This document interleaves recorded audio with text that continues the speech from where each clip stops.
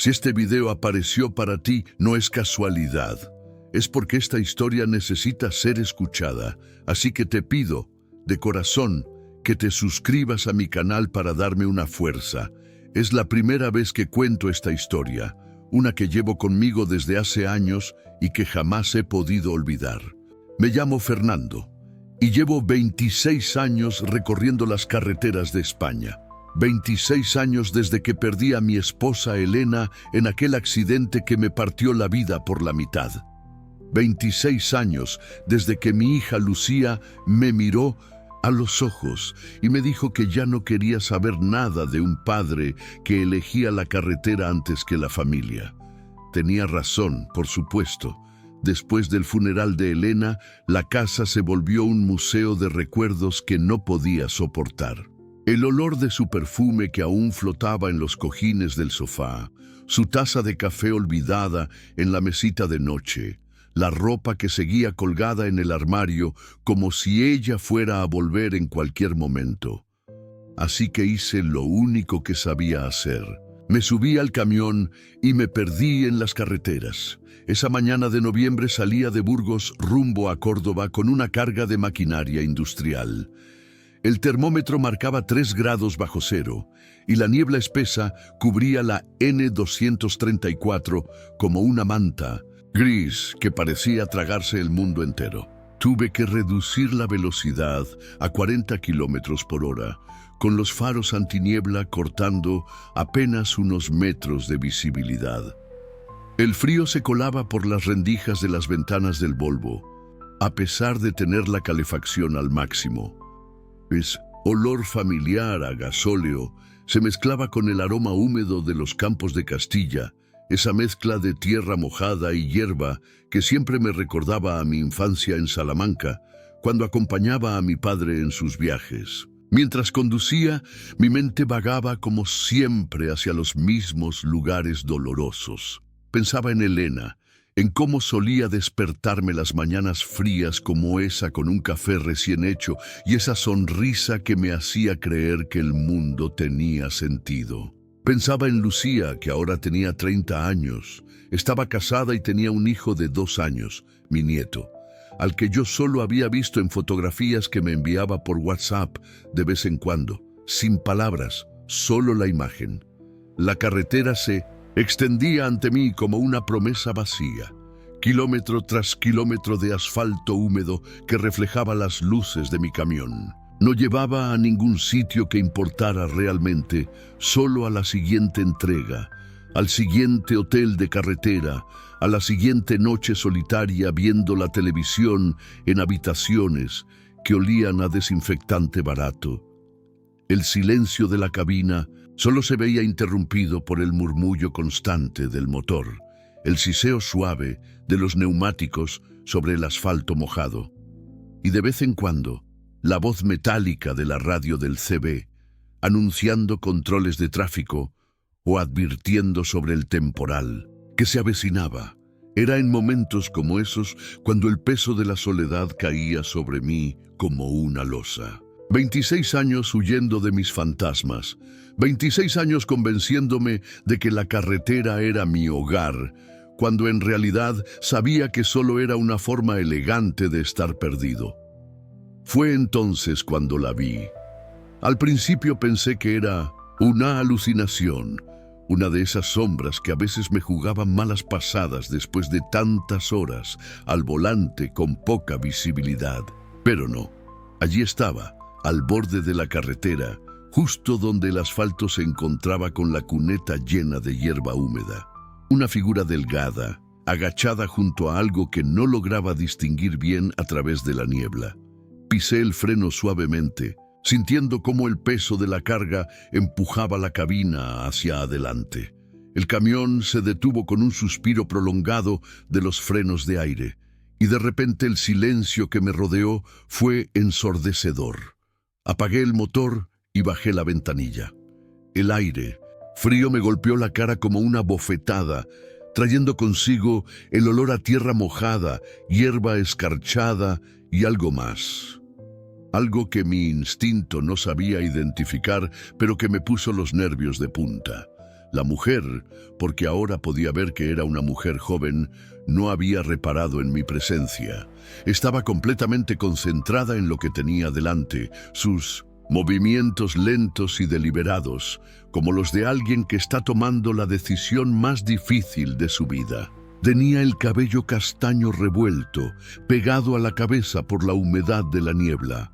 Llevaba una chaqueta azul marino que había conocido mejores días, vaqueros manchados y unas zapatillas deportivas que parecían empapadas. Pero fue su postura lo que me encogió el corazón, encorvada sobre sí misma, con los hombros caídos como si llevara el peso del mundo. Junto a ella, en el suelo, había una caja de cartón, una de esas cajas de electrodomésticos que se ven en las tiendas, pero esta estaba blanda por la humedad y tenía varios agujeros en los laterales.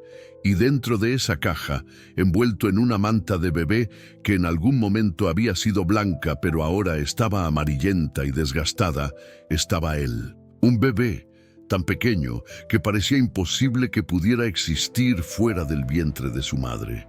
Los ojitos cerrados, perfectamente formados, con unas pestañitas tan delicadas que parecían dibujadas a mano. Los puñitos apretados junto a la carita, respirando con esa fragilidad que solo tienen los recién nacidos.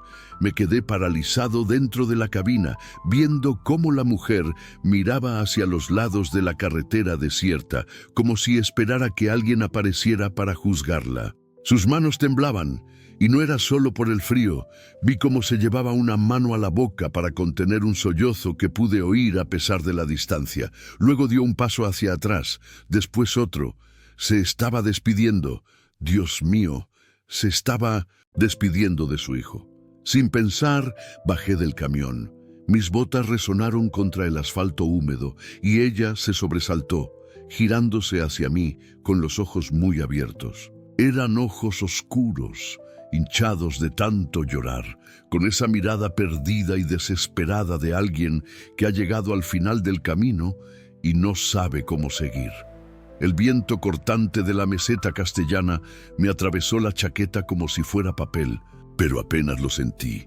Toda mi atención estaba puesta en esa escena que parecía sacada de una pesadilla. Señora, mi voz sonó más ronca de lo que esperaba, como si hubiera estado gritando durante horas. ¿Está bien? Fue una pregunta estúpida. Era obvio que no estaba bien.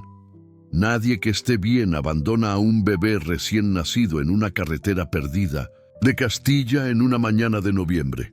Ella no respondió. Se limitó a mirarme con esos ojos llenos de lágrimas, como si yo fuera un juez que había venido a condenarla.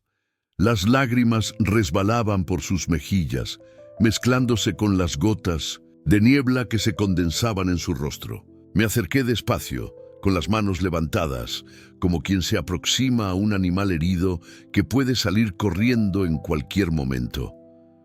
Tranquila, murmuré. Solo quiero ayudar. El bebé se movió ligeramente en su improvisada cuna, emitiendo un pequeño sonido, algo entre un suspiro y un gemido. Ella se acercó instintivamente al oír a su hijo y pude ver cómo su expresión se suavizaba durante un segundo, cómo el amor maternal luchaba contra la desesperación. No, sé qué hacer. Susurró finalmente la voz quebrada como un cristal. Estoy sola, no tengo familia, no tengo dinero, no tengo ni para comprarle pañales. Pensé que tal vez alguien lo encontrara y pudiera darle la vida que yo no puedo. Sus palabras me atravesaron como cuchillas. Había algo tan honesto en su dolor, tan puro en su desesperación, que me recordó a mí mismo después de perder a Elena. Esa sensación de estar completamente perdido en un mundo que ya no tenía sentido, de no saber cómo seguir adelante cuando todo lo que creías sólido se desmorona bajo tus pies. Me agaché junto a la caja de cartón, manteniendo una distancia respetuosa, pero lo suficientemente cerca para ver bien al pequeño. El bebé era perfecto. Tenía esa belleza inmaculada que solo tienen los recién nacidos, con la piel sonrosada y suave, las manos diminutas, perfectamente formadas. Sus labios se movían ligeramente, como si estuviera soñando con mamar. ¿Cómo te llamas?, le pregunté a la mujer sin apartar la vista del niño. Carmen, murmuró, secándose las lágrimas con el dorso de la mano. Carmen Jiménez. ¿Y él tiene nombre? Diego, respondió, y por primera vez desde que había llegado, algo parecido a una sonrisa temblorosa cruzó su rostro. Se llama Diego. ¿Cuánto tiempo tiene? 3 días. Carmen se secó la nariz con la manga de su chaqueta empapada. Nació en casa de una conocida en Burgos, sin médicos, sin nada. Pero salió bien, gracias a Dios. Es fuerte. El viento arreció de repente, trayendo consigo la promesa de una tormenta que se veía aproximarse desde el horizonte. Las nubes grises se acumulaban amenazantes y pude sentir la electricidad en el aire. Carmen se estremeció violentamente y noté que sus labios habían adquirido un tono azulado que no me gustó nada. «Hace mucho frío», le dije quitándome mi chaqueta de cuero sin pensarlo. «Y va a llover, no pueden quedarse aquí». Ella negó con la cabeza fervientemente, como si no hubiera entendido lo que le estaba diciendo. «Usted no lo entiende», su voz se quebró. «Yo no puedo cuidarlo, no tengo nada que ofrecerle, ni casa, ni trabajo, ni...» Hizo una pausa y respiró hondo. «Ni el padre quiere saber nada de nosotros». Algo se removió en mi pecho. Una mezcla de rabia hacia el hombre que había abandonado a esta mujer embarazada, de compasión hacia ella y de una protectividad extraña hacia ese bebé que ni siquiera conocía. ¿Y crees que abandonarlo aquí, en una carretera desierta, va a darle una vida mejor? Tal vez, susurró sin convicción. Tal vez alguien que tenga lo que yo no tengo lo encuentre. Alguien con dinero, con una casa grande, con una familia estable. O tal vez se muera de frío antes de que eso pase. Las palabras sonaron más duras de lo que pretendía, pero tuvieron el efecto deseado. Carmen me miró con horror, como si recién se diera cuenta de la cruda realidad de lo que estaba a punto de hacer. En ese momento, Diego se movió en su caja, estirando un bracito fuera de la manta. Sus deditos se abrieron y cerraron, buscando instintivamente algo a lo que aferrarse.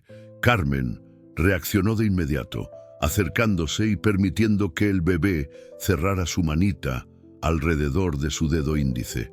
Vi cómo su expresión se transformó completamente. El amor maternal no había desaparecido, solo estaba enterrado bajo capas de desesperación y miedo.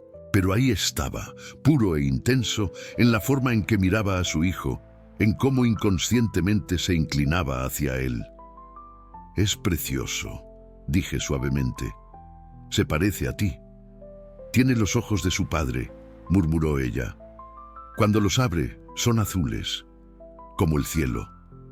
«¿Dónde está ese padre ahora?». La pregunta hizo que Carmen se endureciera de nuevo, retirando la mano de Diego. Se fue cuando le dije que estaba embarazada. Dijo que él no había pedido esto, que no era problema suyo. Me dio 500 euros para arreglarlo y desapareció. Su voz se llenó de amargura. «Ni siquiera sé dónde vive ahora». «¿Y tu familia?». «Mis padres murieron en un accidente de coche cuando yo tenía 18 años. Era hija única.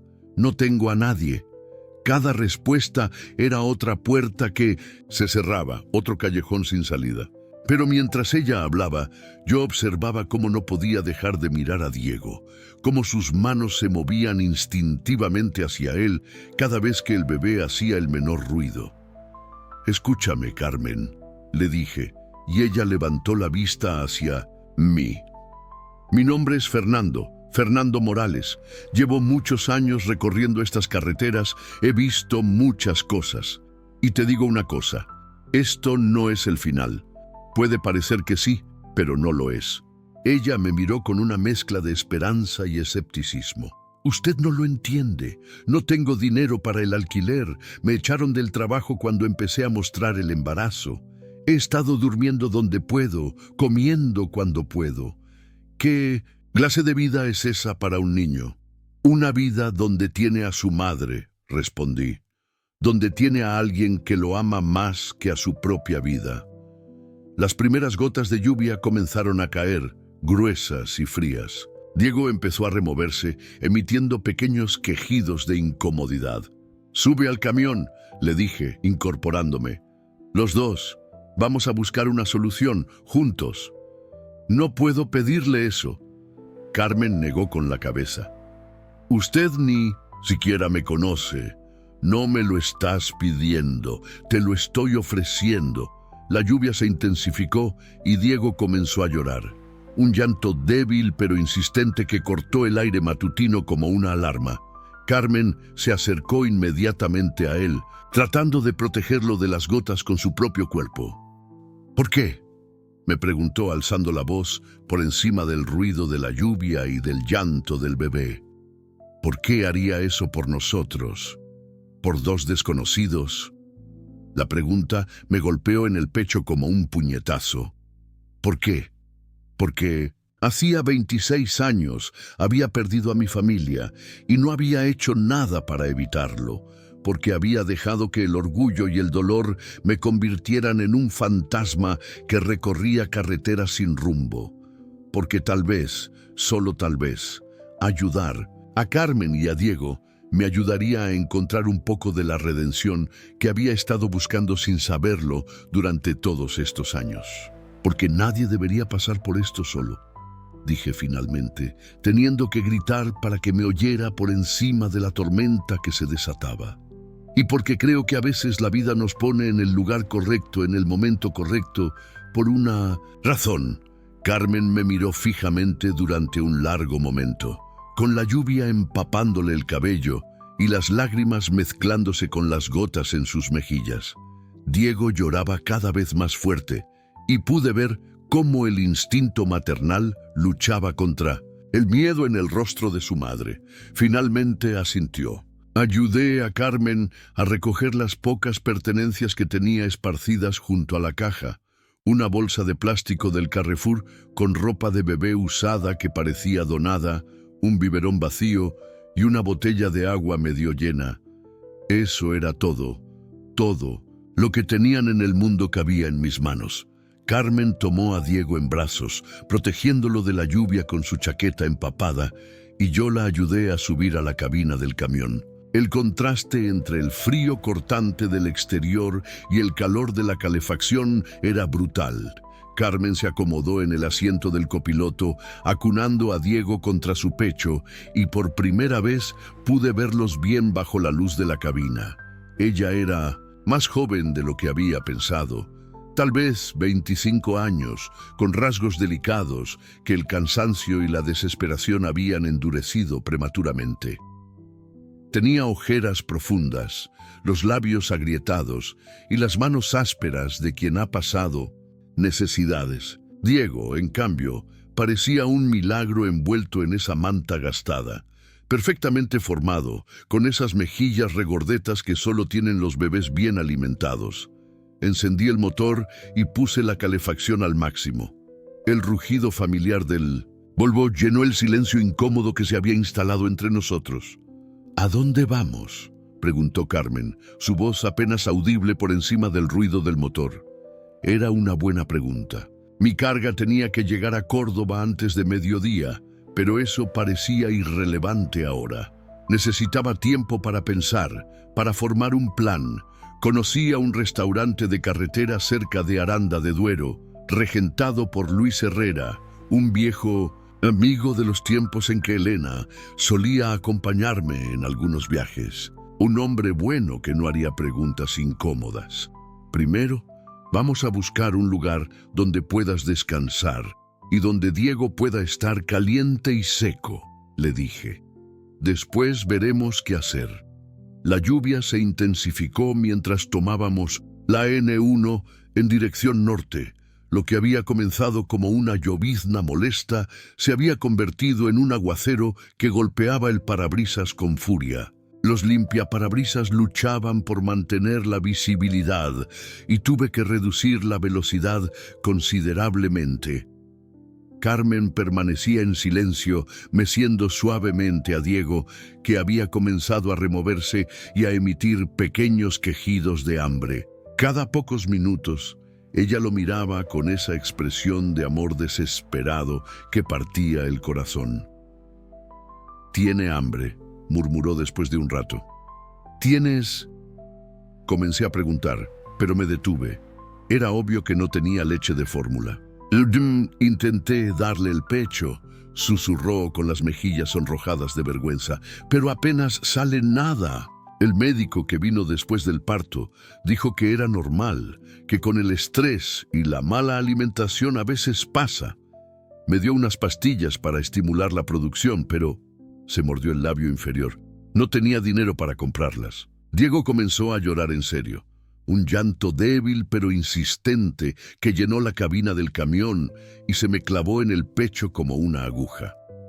Carmen lo mecía con más intensidad, susurrándole palabras tranquilizadoras. Pero el llanto no cesaba. «Necesita leche», dije.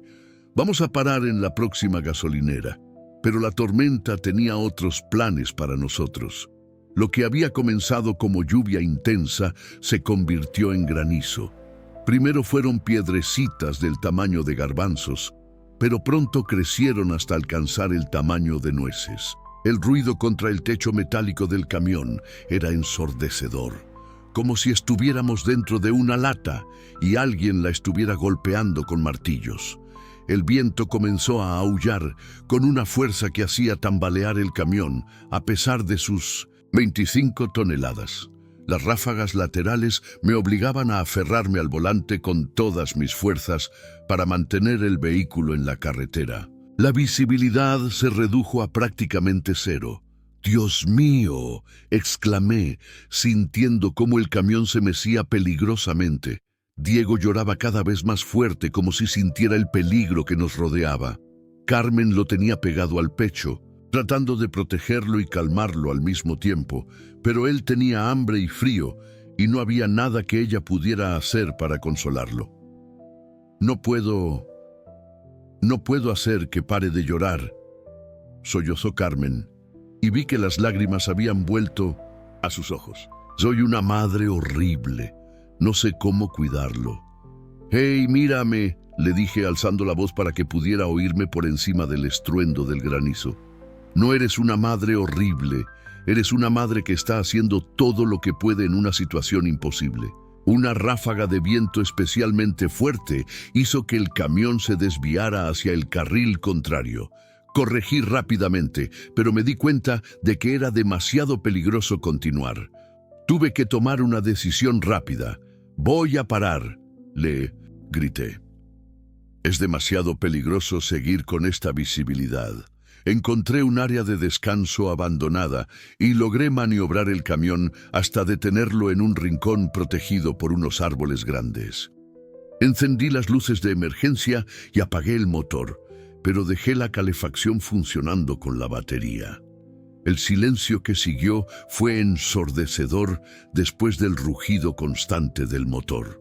Solo se oía el tamborileo incesante del granizo contra el techo, el aullido del viento y el llanto desconsolado de Diego. Carmen estaba desesperada. Tenía a Diego contra el pecho, meciéndolo con movimientos cada vez más frenéticos, susurrando palabras de disculpa entre sus propias lágrimas. «Lo siento, mi amor, lo siento mucho», le decía al bebé. «Mamá no sabe qué hacer. Mamá no sirve para esto». Me quité la chaqueta de lana que llevaba debajo de la de cuero y se la puse sobre los hombros a Carmen. Luego busqué entre mis cosas y encontré una manta térmica que siempre llevaba para emergencias. «Toma», le dije ayudándola a envolver a Diego con más cuidado. «Esto lo mantendrá más caliente». «No sirve de nada», murmuró ella con la voz quebrada. «Tiene hambre, necesita leche y yo no tengo». ¿Qué clase de madre no puede ¿Alimentar a su propio hijo? Una madre humana, le respondí. Carmen, escúchame.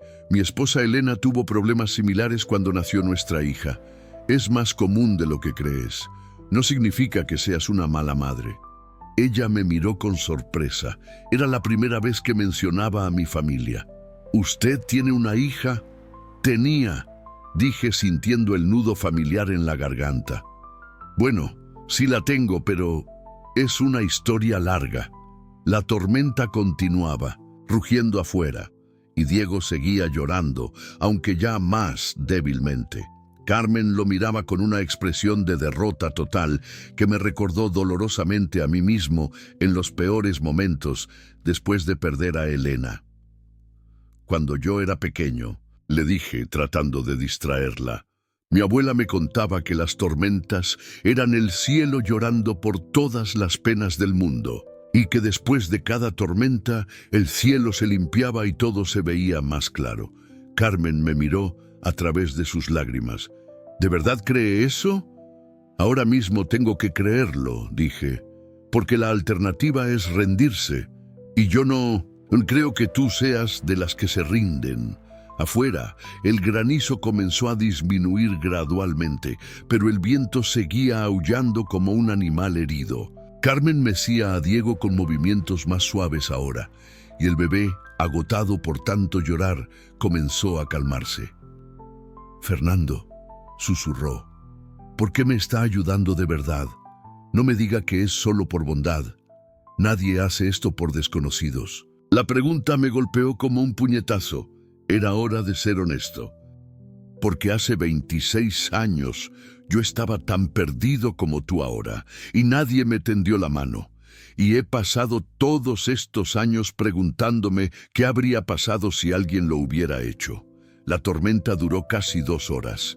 2 horas en 1900, las que Diego lloró hasta quedarse ronco, en las que Carmen se culpó a sí misma por cada lágrima de su hijo, en las que yo me aferré a recuerdos dolorosos que había intentado enterrar durante décadas. Le conté a Carmen sobre Elena, cómo nos conocimos en una cafetería de Salamanca cuando yo tenía 22 años y ella 21. Cómo se reía de mis chistes malos y cómo me esperaba despierta cuando volvía de viajes largos. Le conté sobre Lucía, sobre cómo Elena luchó durante 18 horas de parto para traerla al mundo, y cómo las dos se convirtieron en el centro de mi universo. ¿Qué pasó?, me preguntó Carmen en voz baja, mientras mecía a Diego, que finalmente se había calmado un poco. Un conductor borracho, dije simplemente. Elena volvía de recoger a Lucía del colegio. Tenía 8 años. Elena murió en el acto. Lucía sobrevivió, pero... Me detuve, sintiendo el nudo familiar en la garganta. Pero yo no estaba allí. Estaba en Valencia, haciendo una entrega que podría haber esperado. Carmen guardó silencio, pero vi compasión en sus ojos. Después del funeral, no sabía cómo ser padre solo. Lucía me miraba esperando que yo arreglara el mundo, y yo ni siquiera sabía cómo arreglarme a mí mismo. Así que hice lo que mejor sabía hacer, subirme al camión y desaparecer. Pensé que sería temporal, que solo necesitaba tiempo para aclarar mis ideas. Y 26 años después, sigo huyendo. La tormenta comenzó a amainar gradualmente. El granizo se convirtió en lluvia, luego en llovizna. Cuando finalmente se detuvo, el silencio que nos envolvió era profundo y limpio, como si el mundo hubiera sido lavado. Diego se había quedado dormido de puro agotamiento y Carmen lo miraba con una expresión en la que se mezclaban el amor y la desesperación. «No puedo hacerle esto», susurró sin apartar la vista de su hijo. «Mírelo, está sufriendo por mi culpa. Está sufriendo porque tiene hambre y frío», la corregí. «Eso se puede arreglar». «¿Con qué dinero? ¿Con qué casa? ¿Con qué futuro?». Sus preguntas colgaron en el aire como acusaciones. Yo crecí sin padres, Fernando. Sé lo que es sentirse sola, no tener a nadie. Pero al menos yo tuve una casa, una abuela que me crió hasta que murió cuando yo tenía 17. Diego no va a tener ni eso. Encendí el motor y reanudé la marcha lentamente. El asfalto estaba lleno de charcos y ramas caídas, pero la visibilidad había mejorado considerablemente. Necesitaba llegar al restaurante de Luis. Necesitaba un lugar donde pudiéramos pensar con claridad. «Carmen», le dije mientras conducía, ¿tienes algún sitio a donde ir? ¿Algún lugar donde hayas vivido antes? Ella negó con la cabeza. Estuve en un albergue en Burgos hasta la semana pasada, pero no admiten bebés. Antes de eso, en casa de la mujer que me ayudó con el parto, pero ya no puedo quedarme más tiempo. El padre de Diego, tienes su número. ¿Sabes dónde trabaja? Se llamaba Miguel, dijo con amargura. Miguel García. Trabajaba en una empresa de seguros, pero cuando intenté localizarlo después de que naciera Diego, me dijeron que había pedido el traslado a Madrid. No tengo manera de encontrarlo. Familiares suyos. Nunca me los presentó. Ahora entiendo por qué. Cada respuesta era otro callejón sin salida, otra puerta cerrada. Pero mientras ella hablaba, una idea había comenzado a formarse en mi mente. Una idea loca, probablemente imposible, pero que no podía quitarme de la cabeza. ¿Sabes cocinar?, pregunté de repente. Carmen me miró confundida. ¿Perdón? ¿Que si sabes cocinar, o limpiar, o servir mesas, o atender clientes? Sí, claro. Trabajé en varios restaurantes y bares antes de quedarme embarazada. En el último, en Burgos, estuve casi 2 años. ¿Por qué me pregunta eso? Porque conozco a alguien que necesita ayuda. El restaurante Casa Luis apareció ante nosotros como un faro en la niebla que aún flotaba sobre los campos. Era un edificio bajo y alargado, con un aparcamiento de grava lleno de camiones y coches de viajeros. Un cartel de neón azul parpadeaba: restaurante, bar, hostal, sobre la puerta principal, y había luz cálida saliendo de las ventanas empañadas. Aparqué el camión en la parte trasera, donde Luis siempre reservaba espacio para los vehículos grandes, y me giré hacia Carmen. «Escúchame bien», le dije. «Luis Herrera es el dueño de este lugar. Es un buen hombre, un amigo. Su mujer Pilar murió el año pasado de cáncer, y desde entonces está solo. El restaurante es grande, siempre necesita ayuda y tiene habitaciones arriba que alquila a viajeros. Pero hay una habitación pequeña, al final del pasillo, que Pilar usaba como taller de costura. Está vacía desde que ella murió». Carmen me miró con los ojos muy abiertos. «No puede estar hablando en serio, completamente en serio. Luis me debe algunos favores y además necesita la ayuda de verdad.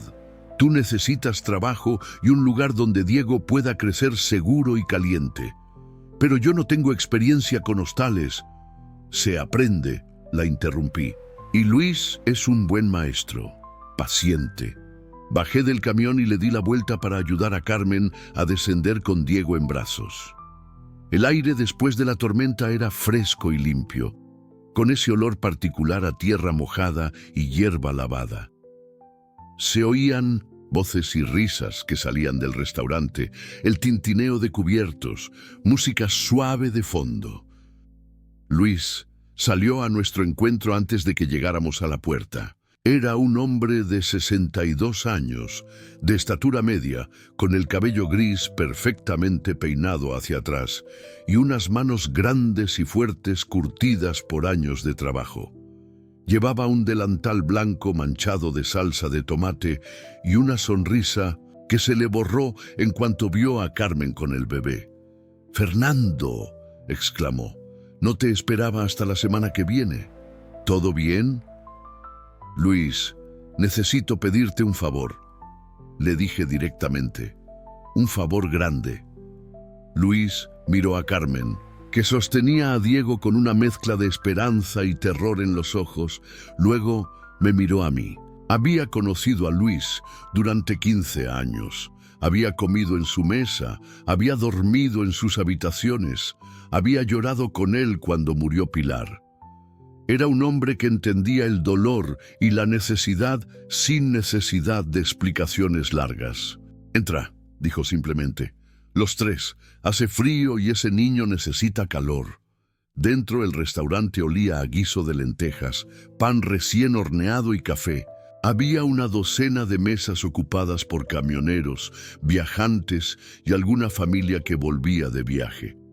Luis nos condujo a una mesa apartada en un rincón, lejos del ruido principal. «Cuéntame», dijo, sirviéndonos café caliente sin preguntar. Le expliqué la situación en pocas palabras, sin entrar en detalles demasiado personales, pero siendo honesto sobre lo esencial. Luis escuchó sin interrumpir, mirando alternativamente a Carmen y a Diego, que se había despertado y miraba alrededor con esos ojos azules que había mencionado su madre. Cuando terminé, Luis se quedó callado durante un momento largo, tamborilenado con los dedos sobre la mesa. «¿Sabes trabajar, muchacha?», le preguntó finalmente a Carmen. «Sí, señor», respondió ella con voz temblorosa. «¿Y trabajar? ¿Duro? Esto no es un hotel de lujo. Hay que fregar, limpiar habitaciones, servir mesas, todo. Haré lo que sea necesario. ¿Y cuidar de ese niño mientras trabajas?». Carmen asintió fervientemente. «Puedo trabajar con él en brazos si hace falta. Es muy bueno, casi no llora». Luis sonrió por primera vez desde que habíamos llegado. «Los niños buenos no existen, muchacha, solo niños cansados». Se levantó. «Ven conmigo, vamos a ver la habitación». Subimos por una escalera estrecha hasta el segundo piso. El pasillo olía a cera para muebles y a las flores secas que Pilar solía poner en jarrones por toda la casa. Al final del pasillo, Luis abrió una puerta que daba a una habitación pequeña pero luminosa, con una ventana que daba al campo, una cama individual, un armario pequeño y un lavabo en una esquina.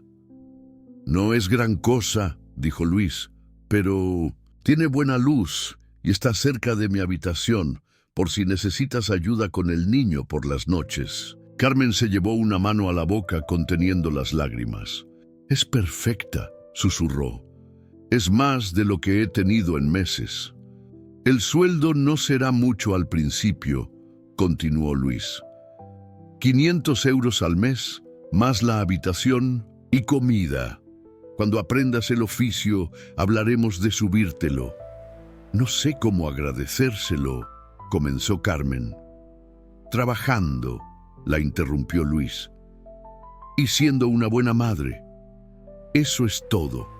Esa noche, después de ayudar a Carmen a instalarse y ver cómo Luis le daba un biberón a Diego con la naturalidad de alguien que había criado hijos propios, salí a la terraza trasera del restaurante. El cielo se había despejado completamente y las estrellas brillaban con esa intensidad que solo se ve lejos de las ciudades. Saqué el teléfono móvil del bolsillo y busqué un número que no había marcado en 5 años. Lucía, mi hija. La conversación fue difícil al principio, llena de silencios incómodos y palabras cuidadosamente elegidas. Pero le conté sobre Carmen y Diego, sobre cómo a veces los encuentros más inesperados pueden cambiar el curso de nuestras vidas. Le dije que tenía un nieto al que quería conocer, que había cometido errores pero que estaba dispuesto a enmendarlos. Lucía lloró al teléfono. Yo también. «¿Papá?», dijo finalmente, y esa palabra me llegó al alma como no lo había hecho en décadas. «Sí, hija. Bienvenido a casa». 4 meses después, volví a pasar por el restaurante de Luis. Era una tarde de marzo, con esos primeros tibios de primavera que hacían que los campos de Castilla se vistieran de verde tímido. El aire olía a tierra húmeda y a promesas de buen tiempo. Aparqué el camión en el mismo sitio de siempre y me quedé un momento contemplando el lugar. Desde fuera se veía igual, pero sabía que dentro todo había cambiado. Carmen salió a recibirme antes de que bajara del camión. La transformación era impresionante. Había ganado peso, tenía color en las mejillas y llevaba el uniforme del restaurante con orgullo. Pero lo que más me llamó la atención fue su sonrisa, genuina, luminosa, llena de vida. En sus brazos llevaba a Diego, que había crecido considerablemente. Ya no era ese bebé frágil de 3 días que habíamos encontrado en la carretera. Ahora tenía las mejillas regordetas, los ojos despiertos y curiosos, y cuando me vio, extendió los bracitos hacia mí. «¡Fernando!», exclamó Carmen. «¡Qué alegría verte!». La tomé en un abrazo cuidadoso, sin aplastar a Diego, y sentí algo que no había experimentado en años. La sensación de familia, de hogar, de pertenecer a algún sitio. «¿Cómo estáis?», pregunté, aunque la respuesta era obvia solo con mirarlos. «Diego está creciendo como una mala hierba», se rió Carmen. «Ya se sienta solo y Luis dice que pronto va a empezar a gatear. Y yo... Bueno, resulta que tengo mano para la cocina. Luis me está enseñando sus recetas secretas. Me han dicho por ahí que haces las mejores croquetas de jamón de toda la N1. Carmen se sonrojó de placer. Luis exagera, pero los clientes parecen contentos. Hizo una pausa. «Fernando, hay algo que necesito decirte. Algo importante». Me llevó adentro, donde Luis estaba preparando el servicio de la cena. El viejo me saludó con una palmada en la espalda y una sonrisa que le llegaba a los ojos. «El salvador de damiselas en apuros», bromeó. «¿Cómo va todo, Fernando?» «Mejor de lo que he estado en años», respondí sinceramente. «Me alegro de oírlo. Carmen, enséñale la sorpresa». Carmen me guió hasta una mesa del rincón donde había varios papeles extendidos, documentos oficiales, formularios, cartas del ayuntamiento. «¿Qué es todo esto?», pregunté. «Estoy tramitando hacer oficial la paternidad de Diego», explicó Carmen con los ojos brillantes. «Resulta que Miguel García, el padre biológico, nunca lo registró. Legalmente, Diego no tiene padre reconocido. Y he estado pensando...». Carmen miró a Diego, que jugaba con sus deditos, ajeno a la conversación. «Tú fuiste quien nos salvó, quien nos dio una oportunidad. En todos los sentidos que importan, tú eres más padre de Diego que el hombre que se largó antes de que naciera». Se me hizo un nudo en la garganta. «Carmen, escúchame antes de decir nada», me interrumpió. «No te pido que cambies tu vida. Sé que tienes tu trabajo, tu carretera. Pero si alguna vez quisieras, si te sintiera cómodo, con la idea, me gustaría que Diego tuviera un abuelo, un hombre bueno que le enseñe lo que significa hacer lo correcto». Las lágrimas me nublaron la vista. Diego eligió ese momento para estirar los bracitos hacia mí, emitiendo esos soniditos alegres que hacen los bebés cuando están contentos. Lo tomé en brazos y él inmediatamente se acurrucó contra mi pecho, confiado y cálido. «Ya tiene un abuelo», murmuré, «desde el día que lo conocí». Luis apareció a nuestro lado con una bandeja de café y una sonrisa que valía más que todas las palabras del mundo. «Bueno, pues ya está decidido», dijo. «Ahora solo falta que Fernando conozca a las otras sorpresas». «¿Qué otras sorpresas?», pregunté, aunque una parte de mí ya lo sospechaba. Carmen sonrió misteriosamente. «Tu hija Lucía va a venir el domingo, con tu nieto. Quiere conocer a Diego y a mí». El corazón me dio un vuelco. «Lucía va a venir aquí». «Le conté todo por teléfono», explicó Carmen. «Cómo nos encontraste, cómo nos ayudaste, cómo cambiaste nuestras vidas. Le dije que tenía que conocer al hombre en el que se había convertido su padre». ¿Y qué dijo? Que ya era hora de que su hijo conociera a su abuelo. Esa noche, después de la cena, salimos los 4 a la terraza trasera del restaurante. Luis tenía a Diego en brazos, enseñándole las estrellas y contándole historias absurdas que hacían reír al bebé. Carmen y yo nos sentamos en las sillas de mimbre que Pilar había puesto años atrás, observando la escena con una mezcla de alegría y asombro. ¿Sabes una cosa?, me dijo Carmen en voz baja. Ese día en la carretera, cuando te vi bajar del camión, pensé que eras un ángel. No soy ningún ángel, repliqué. Solo un viejo camionero que tomó la decisión correcta por primera vez en mucho tiempo. No, insistió ella.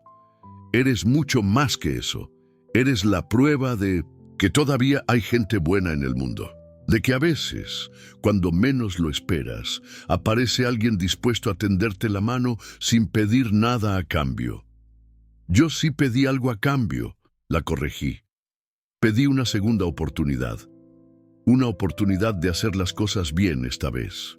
Carmen sonrió y puso su mano sobre la mía. Pues la tienes, todos la tenemos. Luis se acercó con Diego, que se había quedado dormido en sus brazos. Este pequeño está listo para la cama, anunció. ¿Quién quiere hacer los honores? Carmen se levantó para tomar a su hijo, pero yo levanté la mano. ¿Puedo?, pregunté. Me gustaría acostarlo. Carmen me entregó a Diego con esa sonrisa que me había enamorado desde el primer día. El niño ni siquiera se despertó durante el traspaso, confiando completamente en mis brazos. Subimos a la habitación de Carmen, que ya no se parecía en nada a la habitación vacía de 4 meses atrás. Ahora había fotos en las paredes, juguetes en una esquina y una cuna que Luis había comprado porque el niño necesitaba su propio espacio.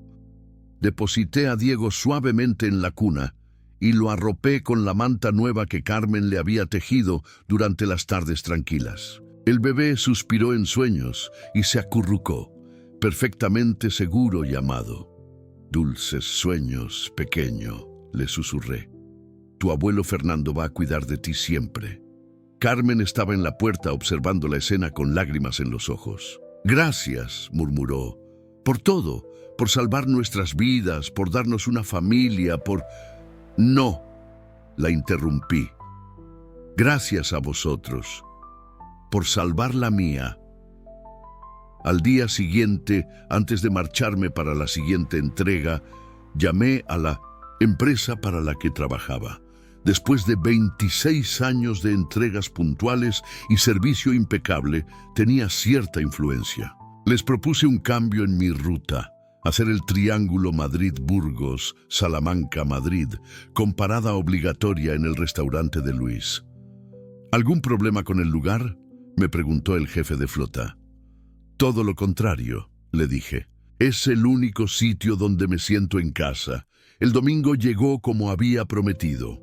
Vi el coche de Lucía aparcar en el estacionamiento y sentí un nudo de nervios en el estómago que no había experimentado desde mi juventud. Mi hija bajó del coche, seguida por un niño de 2 años, con los ojos curiosos y el cabello rubio de su madre. El encuentro fue incómodo al principio, como cabía esperar después de tantos años. Pero Diego funcionó como un imán irresistible. Mi nieto Marcos se sintió inmediatamente fascinado por el bebé y pronto estaban los dos en el suelo de la terraza, uno gateando y el otro gritando de alegría.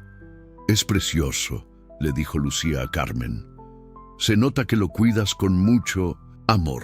«Es un niño muy bueno», respondió Carmen. «Y muy listo. Tu padre dice que se parece a ti cuando eras pequeña». Lucía me miró con sorpresa. «¿Papá te ha contado de cuando yo era pequeña?» «Tu padre habla de ti todo el tiempo», sonrió Carmen. «Está muy orgulloso de la mujer en que te convertiste». Por primera vez en años, Lucía y yo nos quedamos solos cuando Carmen se llevó a los niños a la cocina para que Luis les diera galletas. Nos sentamos en la terraza, mirando los campos de Castilla que se extendían hasta el horizonte. «Papá», dijo Lucía finalmente, «siento mucho lo que pasó entre nosotros». «No, hija, la culpa fue mía. Debería haber estado ahí para ti. Pero no sabías cómo, y yo era una niña enfadada que necesitaba a alguien a quien culpar. Pues ahora ya no somos las mismas personas, le dije, y tal vez podamos empezar de nuevo. Lucía sonrió, y en esa sonrisa vi a Elena, vi a la niña que había sido, vi todas las posibilidades de futuro que habíamos perdido y que tal vez podríamos recuperar. Me gustaría eso, susurró. Me gustaría mucho. Esa tarde, cuando Lucía se fue con la promesa de volver pronto con Marcos, me quedé en la terraza viendo el atardecer. Carmen salió con Diego en brazos y se sentó a mi lado. ¿Qué piensas?, me preguntó. En que hace 4 meses, cuando paré el camión en esa carretera, pensé que te estaba salvando a ti. ¿Y ahora? Ahora sé que fuiste tú quien me salvó a mí. Tú y este pequeño angelito, Diego. Eligió ese momento para despertarse y mirarme con esos ojos azules que ya se habían convertido en mi debilidad. Extendió una manita regordeta y la cerró alrededor de mi dedo índice. Creo que ya tienes tu respuesta sobre quién salvó a quién, se rió Carmen. Tenía razón. Durante 26 años había estado perdido en las carreteras de España, huyendo de fantasmas y recuerdos dolorosos.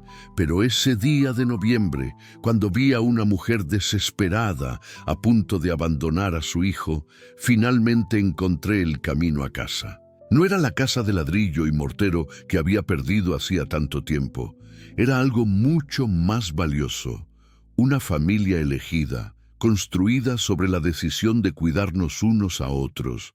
Y cada vez que paso por esa curva en la N234, donde todo comenzó, reduzco la velocidad y doy las gracias, porque ese día aprendí que los verdaderos milagros no vienen del cielo, vienen de la decisión de parar, de tender la mano, de elegir el amor por encima del miedo.